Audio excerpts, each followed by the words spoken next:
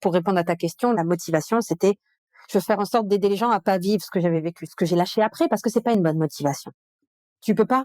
Le libre arbitre, le chemin de vie de chacun fait qu'on vit ce qu'on doit vivre. Je suis pas là pour sauver les gens.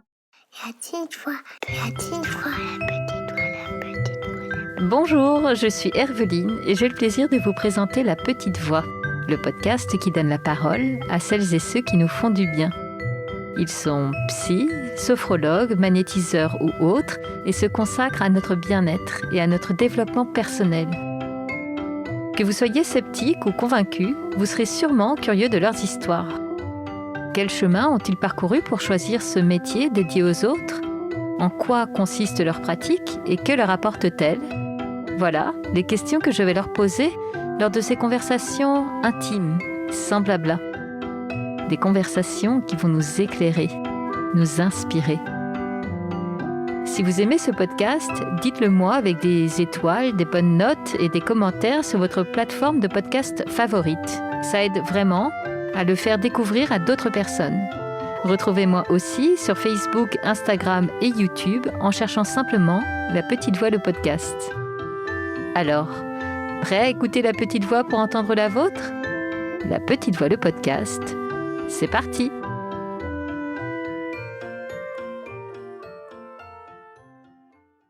Comment on choisit sa voie professionnelle lorsque l'on vient d'une famille dans laquelle les titres de médecin, d'ingénieur et autres sont légion ? Est-ce facile de trouver sa place et d'entendre sa petite voix ?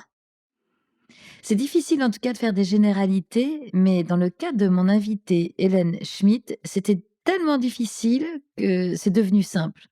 Hélène n'a pas choisi, elle a suivi la voie toute tracée sans vraiment se poser de questions. Elle ne savait pas à l'époque qu'elle avait le choix, alors elle est devenue ingénieure, par défaut. Ingénieure et frustrée de la vie en entreprise, à tel point qu'elle a eu besoin de vivre sa coolitude sur les planches, mais pas celle auxquelles vous pensez. Tout cela jusqu'au burn-out, ce moment terrible où tout implose, où l'on repart de zéro. Pour Hélène, c'est passé par quelques années d'exil. Un exil extérieur pour un retour vers elle-même et vers ses aspirations profondes.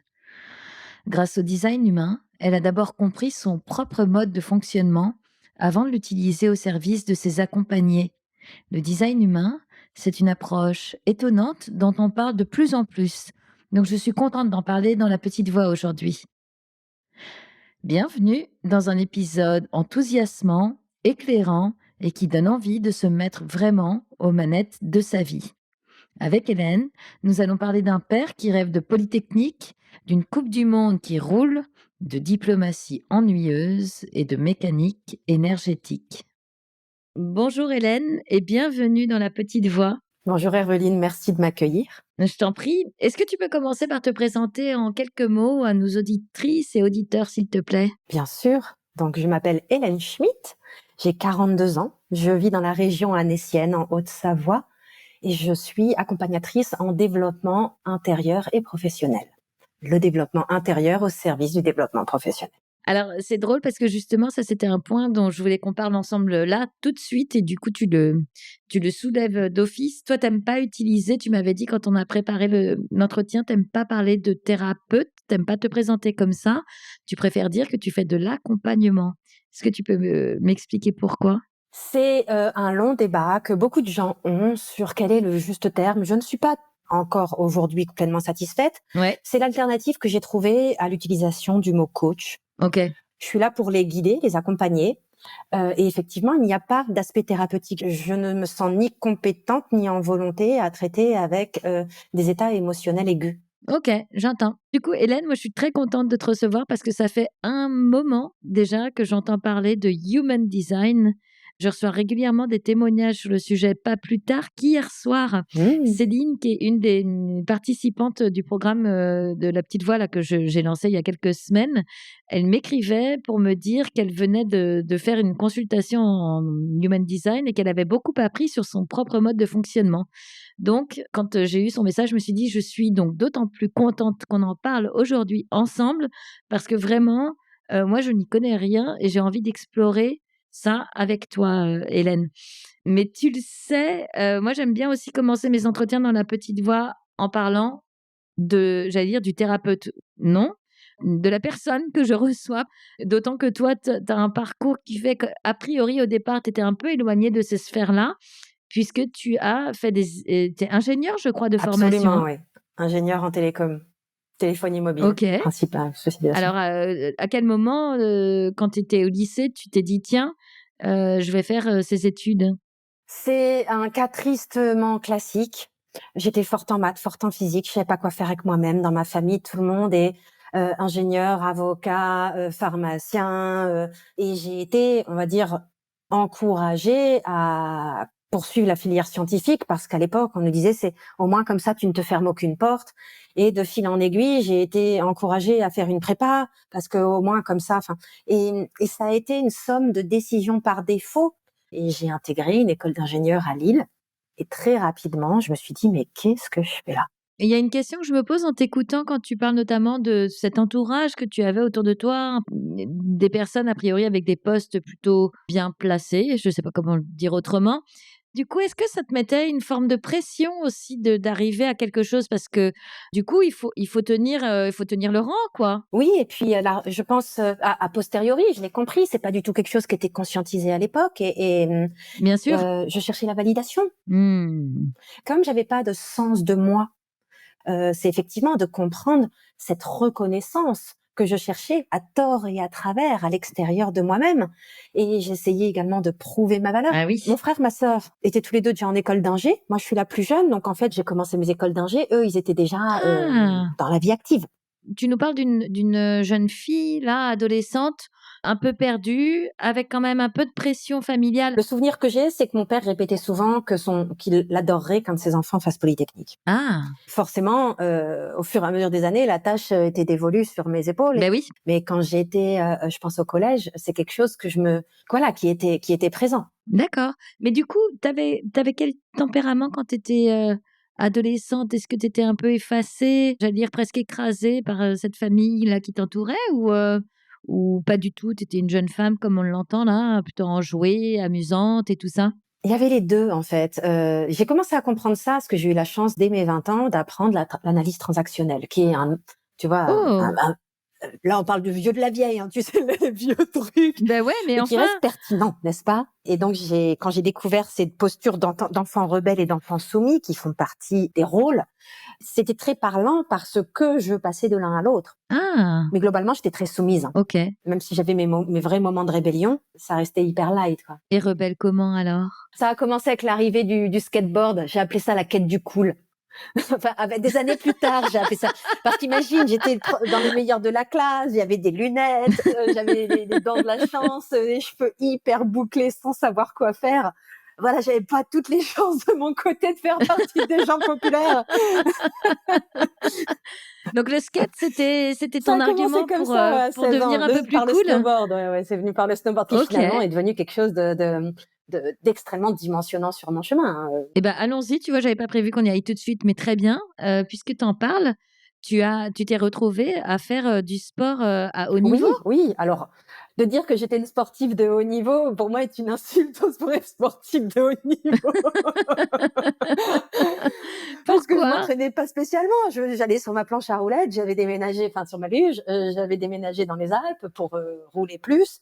Mais il y a jamais eu d'entraînement en conscience, en fait. Moi, j'aimais beaucoup ça. C'est quelque chose. Ta tête se vide, en fait. Finalement, en tirant la ficelle, je me suis rendu compte que ça avait révélé beaucoup de choses chez moi, permis d'affirmer des choses, permis d'identifier des choses sur lesquelles j'ai pu travailler ultérieurement. C'était un chemin intéressant.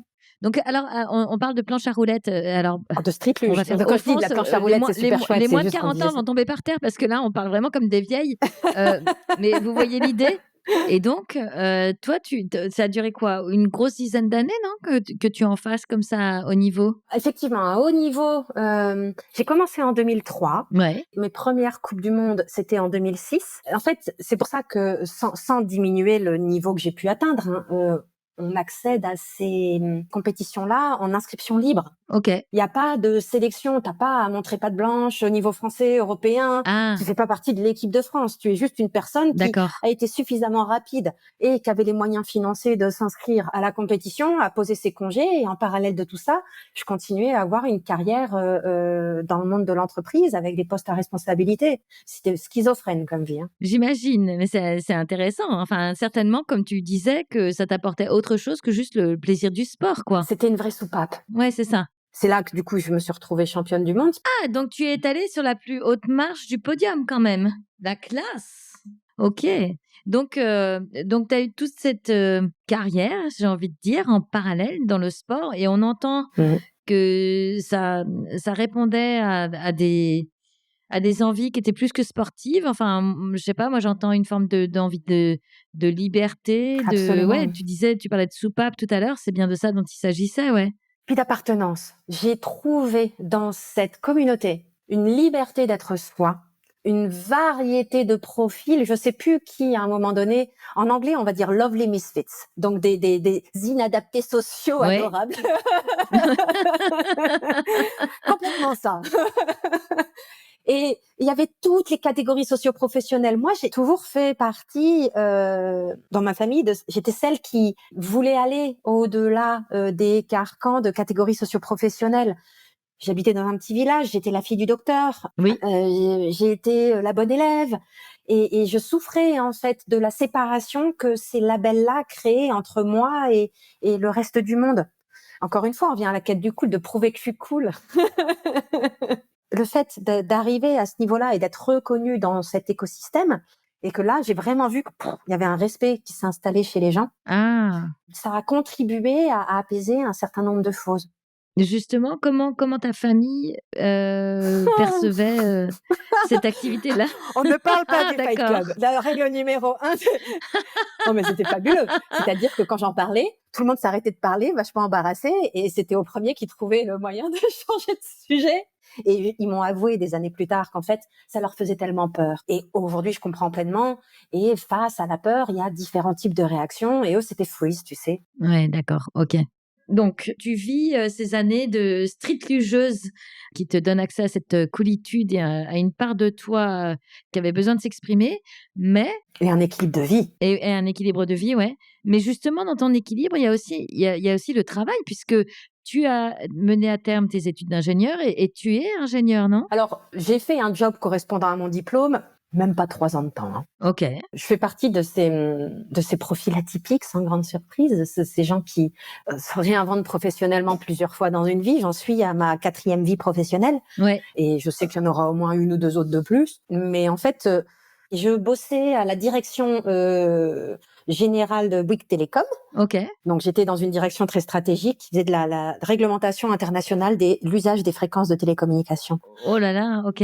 Donc ça a duré 3 Ouais, 4 ans 2 ans et comme tu dis demi, je crois. et il s'est passé quoi au bout des Moi, je me 3 faisais 4 ans? Déjà une j'ai première grandulier reconversion? profondément, en fait. Et donc là, du coup, assez rapidement, tu en as assez? Tu fais quoi? Tu changes de voie complètement ou tu restes, Eh ben, j'ai fait mon autodiagnostic qui, de manière assez intéressante, est devenu presque l'un des, enfin, pas finalement, c'était les balbutiements de ce qui allait devenir Exploring Happy 10 ans plus tard. C'est assez intéressant de voir ça avec le recul. Quand je m'en suis rendu compte, j'ai beaucoup ri.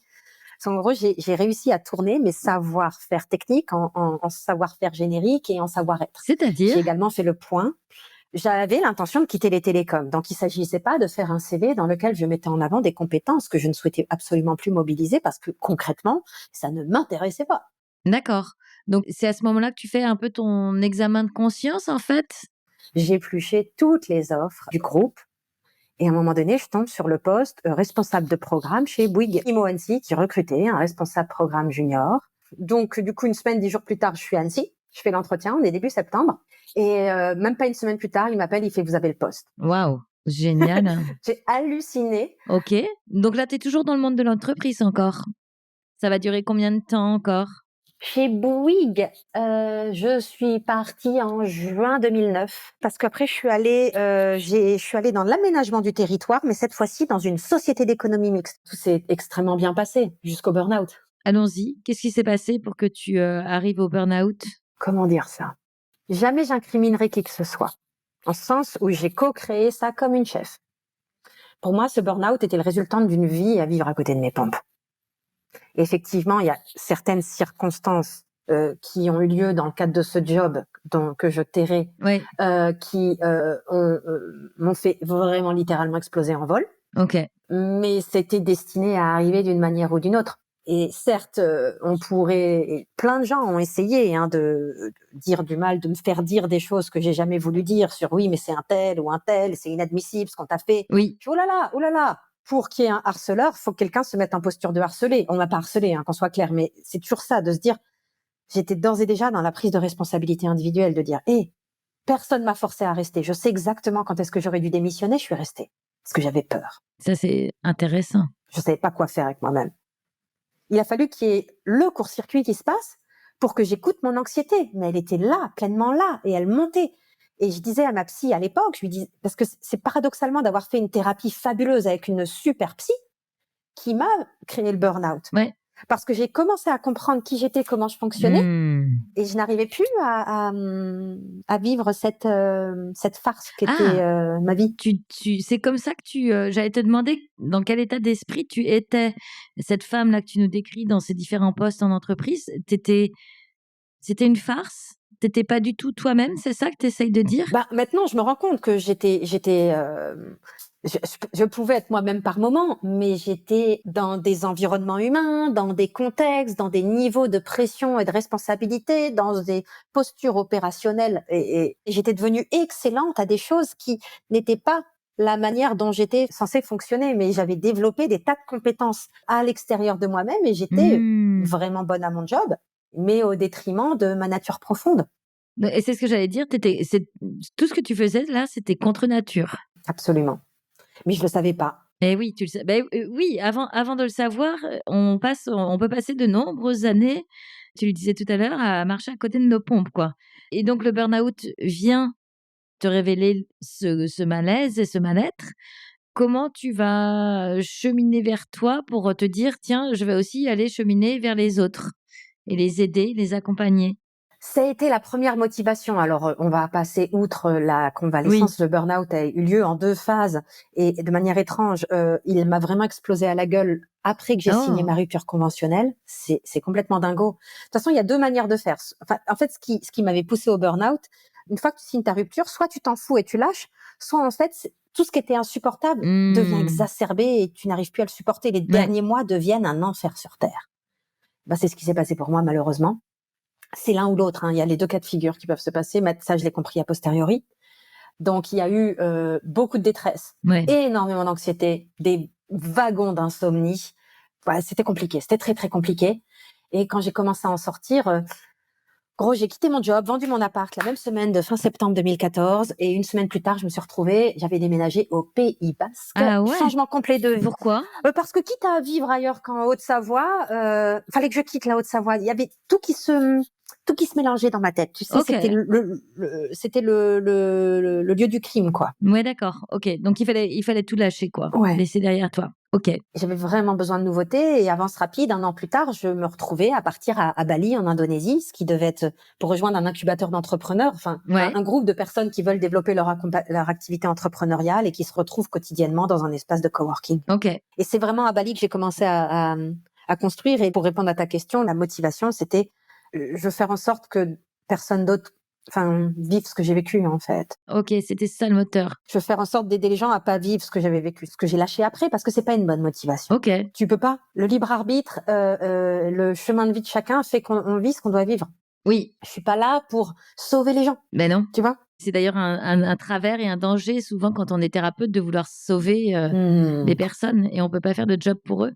Et quand tu commences à avoir ces envies-là de métier d'accompagnement, est-ce que ça te reconnecte avec, des idées que tu aurais pu avoir adolescente, mais que tu ne t'autorisais pas du tout? Adolescente, non. Par contre, j'ai toujours été, et d'ailleurs la DRH de ma dernière boîte, me prenait, j'étais j'ai je sens, et ça tu le retrouves aussi avec le design humain dans ma nature de projecteur, tu me mets dans un groupe, tu me mets dans une organisation, tu me plonges dedans, et ça je pouvais l'expliquer aux gens avant, et je vais auditer malgré moi le truc, je vais, percevoir, comprendre, entendre, comprendre des choses avec le langage corporel. J'ai toujours eu cette compétence en moi qui est Mmh.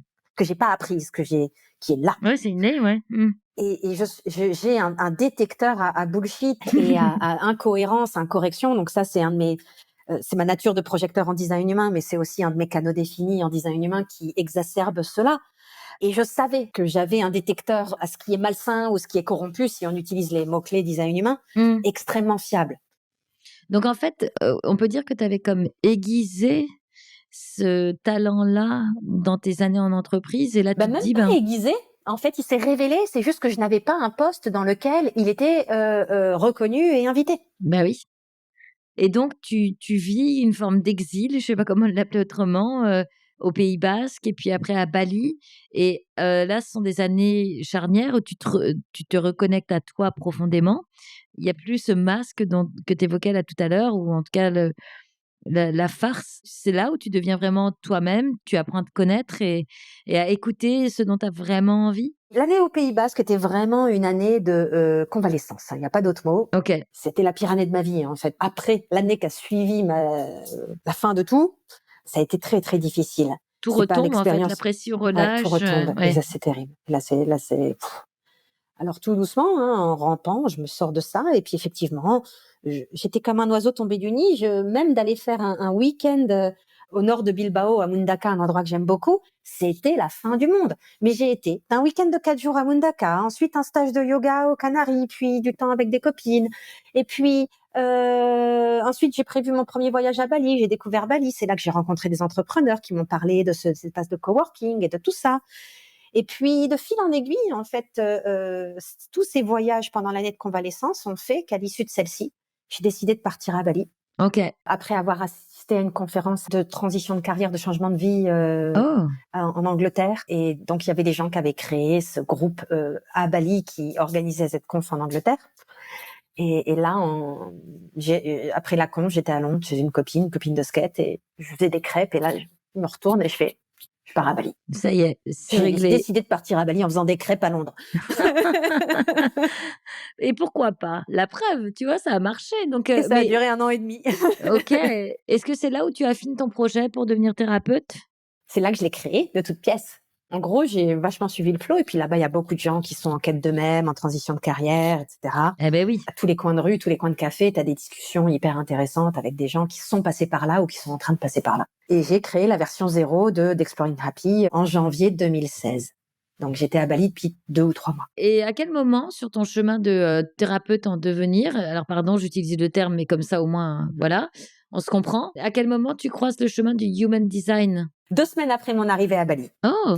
Donc, dans ce fameux groupe, il y avait un Skillshare, donc un partage de compétences avec quelqu'un du coworking tous les mercredis. Elle allait chercher quelqu'un qui venait l'espace de 2 ou 3 heures le mercredi matin nous partager son expertise. Intéressant. Et là, il y a cette femme, Caroline, qui vient, une Australienne, qui nous parle de design humain. Et là, c'était super rigolo parce que quand j'ai découvert que j'étais projecteur, c'était hyper évident. Ce besoin d'être reconnu et invité, et surtout entouré de générateurs qui, eux, en fait, ont une aura complètement différente, fonctionnent complètement différemment, la vie vient à eux naturellement, et ils ne pensent pas forcément à prendre la peine de reconnaître et d'inviter les projecteurs, Ah! et on est accro à la reconnaissance. OK, Le projecteur a besoin de son shoot régulier de reconnaissance OK. et va la chercher à tort et à travers. Oui, c'est ce que tu nous racontais déjà avec les histoires de street luge. Oui, et même vis-à-vis de ma famille. Je cherchais une reconnaissance. Ouais. Et donc là, j'ai l'impression que c'est un peu la révélation quand tu entends parler de human design Ouais. et donc assez vite, tu en fais un outil que tu vas utiliser, en tant que thérapeute? Alors, pas tout de suite, figure-toi. J'en fais un outil pour moi, direct. Donc, en Ouais. fait, mon chemin avec le design humain a été concomitant avec mon développement entrepreneurial, ce qui a été super parce que j'ai expérimenté dans la matière. Par ailleurs, Oui. en design humain, j'ai un élément qui s'appelle le profil, qui est une série de 2 chiffres. Moi, c'est 3, 5, et ça fait de moi une expérimentatrice née. Je suis là pour tester en long, large et travers, OK, faire tous les crash tests possibles et imaginables, OK. comprendre tout ce qui fonctionne pas pour comprendre ce qui fonctionne. Donc, je suis née pour me prendre des murs et des portes. Donc, le but, c'est aussi d'être reconnu pour cette sagesse tirée de l'expérience, hein. OK. Et ensuite de l'universaliser avec ma ligne 5 et donc de l'enseigner, de la transmettre aux gens. Donc là, tu l'as quand même pleinement vécu pour toi avant, cet outil-là, avant de pouvoir l'utiliser? Et très progressivement, en fait. Et c'est vraiment, pour le coup, la reconnaissance et l'invitation. C'est-à-dire que moi, j'étais passionnée par ça. J'en parlais autour de moi, de mon chemin. Et les gens me disaient: «Mais Hélène, c'est génial, mais pourquoi tu l'utilises pas dans ton travail?» Je fais: «Parce que j'ai peur d'être dé». Il y avait encore ce poids, tu sais, de la convention de l'ingénieur, et cetera. Moi, tu parles à quelqu'un, l'astrologie, ça me passe à des kilomètres au-dessus de la tête. C'est-à-dire que ça rentre par une oreille, ça sort par l'autre. Je savais pas à quelle heure j'étais née jusqu'à ce qu'on me demande mon heure de naissance pour faire mon design. Eh oui. Je me souviens envoyer un SMS à ma mère et lui dire: «Maman, à quelle heure je suis née? Ne t'inquiète pas, tout va bien». J'étais à Bali depuis 2 semaines. Tout va bien se passer. D'ailleurs, ta famille voyait tout ça de quel œil, ces changements de vie, professionnelle et personnelle? Et ça les a terrorisés. Ils n'arrivaient pas à comprendre, en fait, parce que ce qui est en dehors de leur schéma, c'est pas des gens qui sont naturellement, ils ont appris avec le temps à être curieux, vis-à-vis de ce qu'ils connaissent pas ou qui fait pas partie de leur écosystème de base, en fait. Ils ont appris grâce à moi, Oui, parce que je les ai tous balancés dans le grand bain et on a tous, grandi ensemble. Je pense, je vais pouvoir dire oui. ça. Et donc, j'étais régulièrement en contact avec eux et puis ils voyaient que j'allais bien. Et par contre, eux, ils avaient besoin d'éléments tangibles. Pour mon père, c'était pas un métier, ce que j'étais en train de créer, Eh ben oui. c'était du flan. Ouais. Et il a fallu que des années plus tard, mon activité vraiment florisse et que je mette, parce que mon père, il va parler en chiffre d'affaires, il va parler en revenu mensuel. Pour lui, Mmh. et quand j'ai commencé à vraiment bien gagner ma vie, là, tu sens qu'il y a un poids énorme qui l'a libéré, qui s'est libéré de ses épaules, hein. Ouais. Donc, tu deviens donc thérapeute, qu'importe, le bon terme, mais en tout cas, tu te mets au service des autres. Tu rentres en France. Ça fait combien de temps que là, tu exerces en France? Je suis rentrée en France en septembre 2017. OK. Éclaire-nous un peu sur ce qu'est le design humain. Comment tu pourrais le définir pour des personnes qui, comme moi, n'y connaissent rien? C'est un système qui nous renseigne sur la mécanique énergétique. Il faut juste savoir en aparté que moi, la fondation de mon activité, c'est la gestion de l'énergie. Gérer son énergie plutôt que son temps, à la fois comme philosophie de vie, mais également comme outil pratique d'introspection et de construction d'une vie en conscience. Mmh. Ça vient rencontrer à plein d'endroits cette philosophie de vie, puisque le design humain t'explique la mécanique énergétique intrinsèque qui se passe à l'intérieur de toi, ton mode de fonctionnement, la manière dont l'information et l'énergie circulent, le type d'énergie auquel tu as accès ou pas, et la compréhension de comment toi tu interagis avec le monde qui t'entoure, la manière dont tu vas l'impacter et la manière dont celui-ci t'impacte. Ça vient mapper à la fois qui tu es, mais te permet également de comprendre avec une précision chirurgicale tous les endroits où tu as eu des conditionnements, où tu as des comportements ou des compétences ou des croyances qui ne sont pas toi. Et ça vient te donner des outils de décortiquage et de déconstruction de tous les conditionnements, toutes les croyances limitantes, tout cela que progressivement, tu peux, si tu le souhaites, faire sauter. C'est vraiment un outil, ouais, de connaissance de soi et du coup, tu faisais tout à l'heure le parallèle avec l'astrologie parce qu'effectivement, en human design, comme tu le disais, on s'appuie sur, une date, une heure et un lieu de naissance. Alors, quel est le lien avec, enfin, peut-être pas le lien avec l'astrologie, mais pourquoi on part de ces données-là? Pourquoi on part de ces données-là? Parce que c'est celles-ci qui comptent. Alors, le design humain vient challenger des choses vis-à-vis de la notion de libre arbitre, parce que on te dit, en gros, en fonction du lieu, de l'heure et du jour où tu es né, tu as tout un tas d'attributs qui sont fixés et ça n'évoluera plus. Donc, tous les gens qui disent tu peux te réinventer, tu peux être qui tu veux, ça, c'est des tripes mentaux. Le design humain, il vient de dire, et si on laissait ton mental de côté, qui est très bien à mobiliser pour autrui, pour réfléchir pour autrui, mais pas pour prendre des décisions sur toi et pas pour définir qui tu es. Si on met de côté l'ego ou le fantasme de ah je voudrais être ceci ou cela ou je peux être qui je veux, non en fait, commence par comprendre qui tu es et être toi plutôt que d'essayer de te réinventer constamment et en cherchant une forme de validation à l'extérieur de toi-même. Le design humain te dit t'as déjà tout, donc commence par comprendre comment tu fonctionnes et apprendre à cheminer vers toi. Et comme on disait avant de lancer l'enregistrement, effectivement, il t'équipe également pour libérer ce chemin, pour aller vers toi-même en défrichant tout ce qui n'est pas toi. C'est un chemin passionnant et l'astrologie, là-dedans, se base également sur tes données de naissance, ton lieu, ta date et l'heure, Ben oui. mais se base uniquement sur les données de ce jour-là. En design humain, tu as la photo d'instant de ta naissance, tu as les planètes, mais tu as aussi tout un tas d'autres informations. Et par ailleurs, on va dans des degrés d'information. Et tu parles à une scientifique qui se méfie vachement des pseudosciences. On va dire j'ai beaucoup de réserves. Ça me regarde moi. Mais je veux dire par là, c'est que je peux avoir un regard très critique sur les proclamations scientifiques associées à des outils de connaissance de soi. Donc pour toi, qu'est-ce qui a fait que dans la scientifique que tu es, quand on te parle de design humain, malgré tout, tu es rassurée et tu y vois quelque chose de sérieux? À partir du moment où je sens une résistance mentale, je me dis le design humain m'offre quelque chose de fabuleux, c'est-à-dire non seulement une carte, mais un mode d'emploi. Mmh. Ça s'appelle la stratégie, l'autorité, l'expérimentation. Et je ne peux que me rendre compte de manière empirique, via mon expérimentation personnelle, que le truc, c'est hyper pertinent. Ah! Et donc, les éventuelles réserves que j'avais, et ça, j'ai vraiment fait une session entière en début de ma formation au design humain, pour dire voilà toutes les réserves que j'ai pu avoir, voilà celles que je peux encore avoir aujourd'hui, voilà ma manière de fonctionner. C'est pas que je la contourne, c'est que je me dis, OK, soit je me fâche avec le design humain parce que mentalement je le juge sans lui avoir donné sa chance, soit je prends les éléments d'expérimentation concrets et j'expérimente. Et je me rends compte par moi-même. Est-ce que tu dirais quand même du design humain qu'il y a, une dimension un peu spirituelle dedans? Alors oui et non. Bien sûr qu'il peut y en avoir, à condition d'être ouvert au fait qu'on est venu s'incarner dans cette vie pour apporter une contribution très spécifique. Oui. Et qu'il s'agit en fait de cheminer vers son soi supérieur et de justement d'aller à la rencontre de ça. Et pour cela, eh bien, il s'agit de se libérer progressivement de ces entraves correspondant au plan matériel, à la faiblesse de la chair et du mental, tu vois, parce que finalement, Ouais. qu'est-ce qui fait que nous, les humains, on est un peu encore dans le caniveau? C'est qu'on a ce mental qui nous entrave. Donc il y a vraiment un chemin intéressant Oui. d'abandon au flot de la vie, parce que le design humain t'explique le mental c'est génial, sauf pour prendre des décisions. Voilà la manière dont tu es censé fonctionner. Et en t'engageant quotidiennement à être toi, plutôt qu'à suivre ton mental, découvre avec beaucoup de surprises ce que la vie Mmh. t'envoie. Ah, c'est chouette. Et là, tu trouves quelque chose d'intéressant. Et concrètement, du coup, comment ça se passe une consultation? Évidemment, on te donne, comme on donnerait à un astrologue, les coordonnées de naissance avant et ensuite, c'est une séance pendant laquelle tu nous expliques, en fait, notre carte de design humain, c'est ça?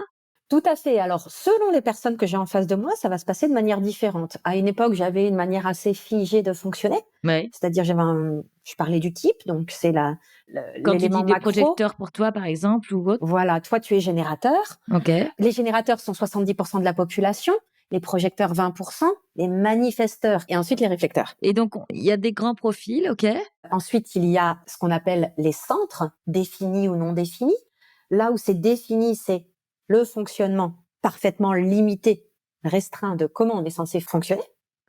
Et là où on est non défini, c'est là où on est ouvert au monde pour apprendre et développer un potentiel de sagesse. Parce que c'est ce qu'on n'est pas, l'autre ouverture, et c'est ce qu'on va apprendre via le monde extérieur. Soit le subir, et le risque, c'est de s'approprier qui on n'est pas et de passer notre vie à courir après qui on n'est pas. Ouais. C'est vraiment l'écueil de l'humain, hein, de courir après quelque chose d'autre, un état d'être, des compétences, une relation, un type de personne. Ah, moi, mes genres de personnes, ils sont comme ça. Même Ah tout ça, waouh, tu peux le OK. décortiquer avec le design humain. Et plus tu apprends à comprendre, tu vois, la finesse de cette mécanique, plus tu arrives à te retrouver avec une carte de questions hyper pertinentes à te poser Ouais. pour voir dans quelle mesure c'est ton mental ou des croyances questionnables ou des conditionnements issus de ton éducation, de ta culture, tout ça, ton expérience de vie, qui prennent le volant de ta vie, ou si tu t'abandonnes à quelque chose d'autre. Est-ce que tu respectes ton énergie? Quand on est générateur comme toi, il s'agit de savoir comment utiliser concrètement cette énergie sacrale si précieuse que vous avez besoin de dépenser au quotidien, mais que vous allez avoir tendance à dépenser à tort et à travers, avec du coup l'écueil de finir la journée vraiment frustré. Ouais. Parce que certes, l'énergie a été dépensée via ce que tu fais ou via l'exercice physique, mais il y a un je ne sais quoi à la fin de la journée qui fait hein, il me faut plus, il me faut différent, il faut autre chose. Ouais. Et plutôt que de rester dans cet écueil ou de continuer à aller chercher à l'extérieur de soi-même des réponses, des idées, des inspirations, et tout ça, eh bien, tu commences par te dire, OK, mon moteur interne est encrassé. Comment je peux le décrasser? En me réappropriant le fait de suivre ma joie, mon enthousiasme. À quoi ça ressemble? Selon le degré d'encrassement, tu es même plus capable de savoir Ouais. ce qui va t'apporter de la joie. Et donc, quelque part, tu te rééduques à utiliser ton énergie correctement et à découvrir ce qui se passe OK. quand tu fonctionnes en répondant à la vie et en suivant ton élan intérieur, plutôt que d'être Ouais. proactif.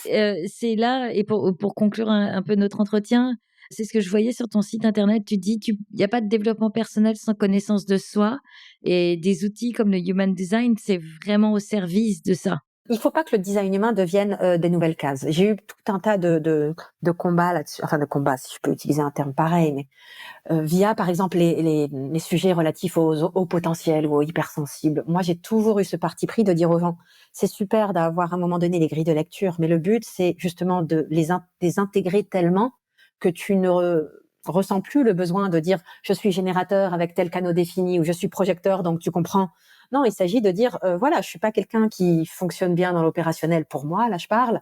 Je suis là pour guider la conscience, guider l'énergie. Tu peux vraiment utiliser tout ça concrètement OK. pour définir comment tu fonctionnes et comment tu peux contribuer au mieux, ce qui te convient, ce qui te convient pas, sans jamais prononcer une seule fois le mot design humain.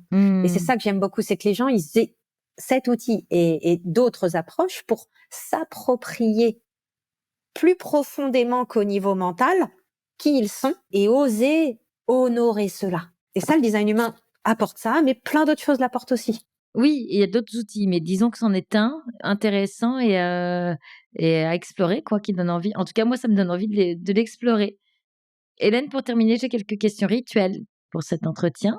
J'aimerais savoir si toi, tu écoutes souvent ta petite voix? Je trouve ça intéressant comme question parce que figure-toi que s'il y a bien quelque chose que le design humain t'enseigne, c'est que souvent la réponse, c'est même pas une petite voix, c'est une sensation dans ton corps, Mmh. tu Mmh sais. mh, mmh mh. Mais oui, je l'écoute parce que par ailleurs, je suis d'autorité dite splénique en design humain et que je suis là pour être extrêmement connectée à mon corps et écouter mon intuition de survie dans le moment. Mais c'est vraiment une sensation physique. C'est même pas une petite voix. C'est une contraction ou La au vérité contraire du une corps, expansion. ouais. Mmh. Donc oui, j'ai appris ça. Et est-ce qu'il y a un livre qui t'a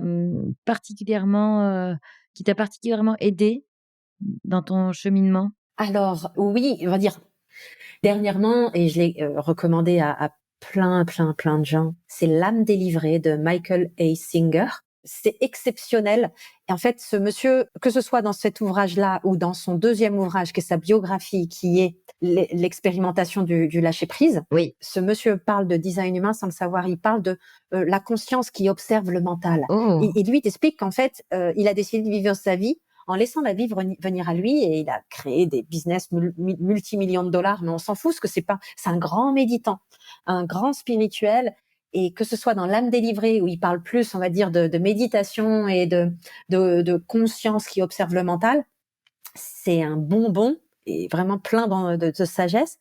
Et dans sa biographie, c'est époustouflant de voir ce qui s'est passé dans la vie de ce monsieur et le niveau de lâcher prise au flot de la Ah! vie auquel il s'est abandonné. Hyper intéressant. Ah ouais, oh là Tu là. parles de méditation, je ne sais pas si c'en est un, mais est-ce que toi, tu as des rituels, quotidiens pour te sentir bien? Je médite beaucoup. Alors moins quand je suis pas chez moi, comme c'est le cas depuis 10-12 jours maintenant et pour encore quasiment une semaine. Mais on va dire quand je suis vraiment dans mon quotidien, je vais avoir entre 30 minutes et 1 heure et demie de méditation. J'ai aussi mes petits protocoles liés à la bioénergie et sinon, je vais introduire du mouvement en conscience, des fois explosif, parce qu'en design humain, j'ai besoin de libérer l'énergie de ma racine. Ouais, Ou les jours où je vais pas marcher, je vais essayer de faire 15-20 minutes de yoga. OK. Donc oui, ça faire bouger les énergies, Mmh. c'est toujours extrêmement utile. Tu prêches une convaincue. Et pour terminer, Hélène, est-ce que tu es heureuse? Je pense pouvoir répondre oui, ce qui ne veut pas dire que ma vie est un conte de fées du matin jusqu'au soir, jour après jour. Mmh. Et c'est ça qui est intéressant, c'est que pour moi, être heureuse, c'est embrasser la dualité de la vie et donc comprendre que les moments difficiles sont passagers, qu'il faut les accueillir et les comprendre ce qui se joue. Et ça va nous aider grandement en fait à accueillir avec gratitude et présence les moments où ça va vraiment bien. Il s'agit en fait pour moi, le secret du bonheur, c'est de comprendre l'impermanence de la vie et d'être capable de ne pas s'effondrer dans les moments de difficulté en se souvenant que tout est temporaire et savoir embrasser les moments où ça va vraiment bien en se souvenant que tout est temporaire. Exactement, ouais, c'est très beau. C'est vraiment là que ça se joue. Et j'ai des moments où je suis en pleurs dans mon canapé comme tout le Et monde, oui, ou dans ça mon arrive lit, bah, ça va, aussi, tu vois. ça arrive aussi, Bien sûr que ça arrive, bien sûr. mais ça ne veut pas dire que je suis pas heureuse. Et oui, ça n'empêche pas, absolument. Bon, eh ben, écoute, je pense qu'on a fait un bon tour et de ton parcours et de ce qu'est le design humain. Donc merci beaucoup Hélène d'avoir partagé comme ça avec générosité ta passion pour le sujet. Merci beaucoup, Hermeline. La Petite Voix, le podcast, c'est fini pour aujourd'hui. Si cet épisode vous a plu, s'il vous a inspiré, alors dites-le moi avec des étoiles, des bonnes notes et des commentaires sur votre plateforme de podcast favorite. Ça aide vraiment à faire découvrir La Petite Voix à d'autres personnes. Retrouvez-moi aussi sur Facebook, Instagram et YouTube en cherchant simplement La Petite Voix, le podcast. D'ailleurs, c'est sur ces pages que je vous raconte les coulisses de ma rencontre du jour et que vous trouverez toutes les références de l'épisode. Une dernière chose qui me tient vraiment à cœur, je serais ravie d'échanger avec vous sur vos impressions, de recevoir vos questions et vos suggestions sur les invités que vous aimeriez entendre. Alors, n'hésitez pas à m'écrire. Merci beaucoup et à bientôt sur La Petite Voix.